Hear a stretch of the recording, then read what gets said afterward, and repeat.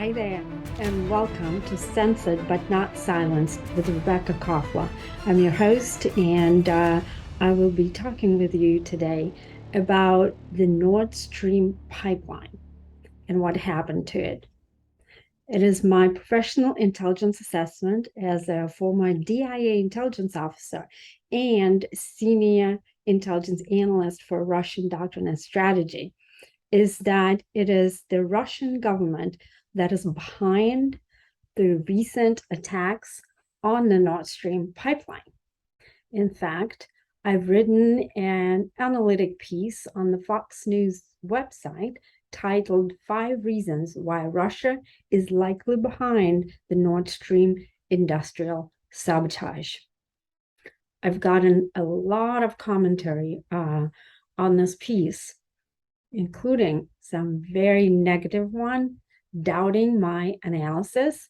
Well, it is only so much that I can explain in a 3 to 5 minute TV interviews. So I decided to take this opportunity to explain this to you in great detail. So here are the 5 reasons. Russia has the doctrine, the capability, the motivation that it has demonstrated. Putin has the right psychological profile to do this. But most importantly, the Nord Stream pipeline was no longer an asset, a revenue-producing asset for the Russians. So it presented an opportunity for Putin to make a point. And I'm going to explain to you what that point is. Let's look at the context. Russia has lost conventional war in Ukraine. According to Pentagon's assessments, about 80,000 Russian men are either killed or wounded in Ukraine. Ukrainian forces have unleashed a blistering counteroffensive against the Russian forces and have been successfully recapturing some of the territory that the Russians have seized. So Putin wants to signal to the West that he's prepared to take this fight into the next rung on the escalation ladder. Why? It is because the outcome of the conflict in Ukraine is an existential issue for Russia and for Putin. Ukraine has served as Russia's strategic security perimeter for centuries. So Putin has invoked his version of the Monroe Doctrine. It's a very easy to understand concept, even though many or most Western analysts deny this, but this is the bottom line, because the distance between the NATO forces and Moscow and St. Petersburg, the key Russian cities, has reduced from 1,000 miles during the Cold War to 100 miles today. And Putin cannot simply accept the potential presence of an adversarial alliance so close to Russia's borders. No sane military commander would accept this type of risk, and this is why Putin drew a red line on Ukraine for integration into the Western sphere of influence, and especially for NATO membership. So what Putin is signaling is that he is done with conventional warfare and is moving into what the Russians call the new generation warfare, which includes exactly things that happen with the Nord Stream pipeline. So first, Russia is one of the few countries that has the capability to sever those lines in the pipeline, and to do this covertly, which is why precisely why my assessment is that this was done covertly, without our knowledge. Nobody was watching, and it's part of Russia's so-called well, as I said, new generation warfare, but more specifically, they've developed the undersea, underwater capabilities, such as to cut communications cables. The Russians have been preparing for war with the West, including with the United States, because they believe that this war is inevitable. And therefore, part of the strategy is if such a thing, God forbid, does happen, they're prepared to sever communications cables under sea. And we're highly dependent on that. That is one of our greatest vulnerabilities. Second, Russia has developed what's called a strategic operation to defeat critical infrastructure of the adversary, SOPKWOP in Russian. Why did they do that? Because they always knew that they're conventionally inferior. Putin miscalculated. He didn't realize that he's not going to only fight with the Ukrainian forces. He's going to fight effectively against the United States and NATO because we're providing superior military hardware to NATO, billions of dollars. And this is a proxy war. And Putin realized he's not winning it.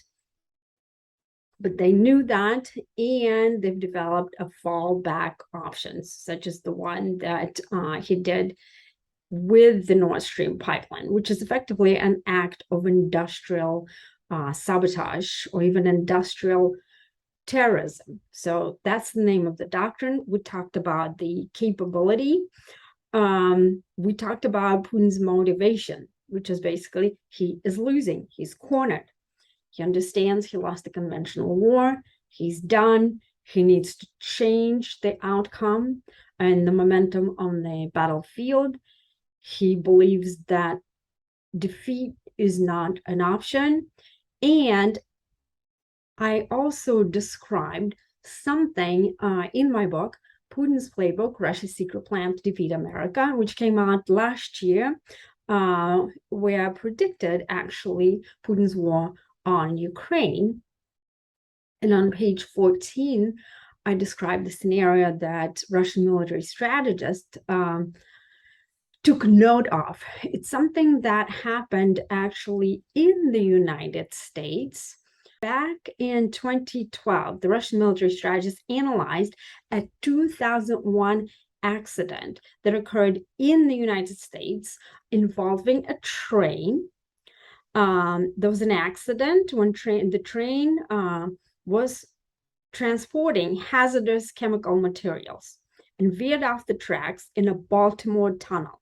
So the accident burst a water pipe, causing a 3-foot flood that disrupted Baltimore's mail carrier and the telecommunication systems. Disruption of the train and auto transportation followed along the entire Baltimore-New York corridor. So here's what the Russian planners and military strategists said regarding that scenario. Taking part of the adversary's civilian infrastructure out of commission will produce cascading destructive effects, harming the economy, healthcare, defense, and security of the entire state. So, and they punctuated the assessment is that it does not take much for the entire system to collapse. And then finally, Putin has no use right now for the Nord Stream pipeline. Why is that? Because it's not revenue producing. Nord Stream 2 was never operationalized because the Germans refused to certify it as punishment for Putin's attack on Ukraine. Nord Stream 1, the Russians shut down themselves in August, following their reduction of gas flows to about 20% of capacity. So this is Putin's way of waging energy warfare and using his energy as a weapon to place psychological pressure on the Europeans by making them freeze, and shiver in the coming winter so that they abandon support for Ukraine. And in fact, if you're wondering, how come, the Russians basically sacrificed made the economic sacrifice. Yes, the pipeline cost $10 billion, right? But that revenue is currently being already replaced with the 55 billion joint Russia-China pipeline called the Power of Siberia, and through other export earnings from other countries, non-Western countries, including India, including even Taliban, who recently promised to send to Russians some raisins and medicinal herbs in exchange for energy. So Putin is making deals left and right with all sorts of dictators, China, Iran, North Korea, even the Taliban. So finally, these are 5 reasons. As I said, Putin has the doctrine, he has the capability, he has the motivation, he has demonstrated intent, as I described in my book on page 14, and there's absolutely no benefit in the short term to have that pipeline, because Putin has concluded that he's severing ties with the West permanently, because the West is going to wage the sanctions warfare to, again, change Putin's behavior, which hasn't worked. And because Putin is not planning to stop waging his war in Ukraine, he has concluded that we are not going to stop sanctions. So the whole thing is moot.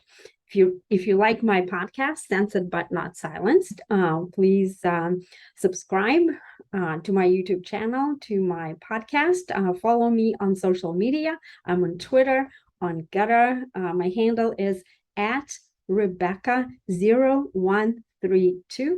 Rebekah is spelled a little differently, Rebekah.